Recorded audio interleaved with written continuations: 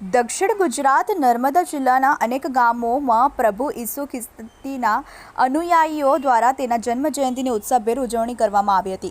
આમ તો સમગ્ર વિશ્વમાં 25 ડિસેમ્બર એ ઈસુ ખ્રિસ્તના જન્મદિવસ તરીકે ઉજવાય છે। ઈસુ ખ્રિસ્તના જન્મદિવસ નિમિત્તે અપાર પ્રેમ, અપાર આનંદ અને અપાર શાંતિ, સમાધાન અને ઈસુ ખ્રિસ્ત માનવ જાતના ઉદ્ધાર અને પાપોની માફીને માટે આ જગતમાં જન્મ લઈને આવ્યા અને જે કોઈ તેના પર વિશ્વાસ કરે તેને પાપોની ક્ષમા મળે અને તેનો ઉદ્ધાર થાય અને અનંત જીવન મળે એ શુભ સંદેશો આપવામાં આવતો હોય છે। અને ખ્રિસ્તી સમાજ એ જ માફી, ઈશ્વરીય પ્રેમ અને જીવનની અમૂલ્ય શાંતિને લઈને આનંદ અને ખુશીથી નાતાલ પર્વની ઉજવણી કરતા હોય છે। અને આજે 25 ડિસેમ્બરના દિવસે ખાસ દેવળોમાં આરાધના સેલિબ્રેશનનું આયોજન કરી પરમેશ્વરની સ્તુતિ કરી, સાંસ્કૃતિક પ્રોગ્રામો નિહાળી, સર્વ લોકો ગ્રામજનો સાથે મળીને પ્રેમ ભોજન કરી એકબીજાને શુભેચ્છાઓ પાઠવી।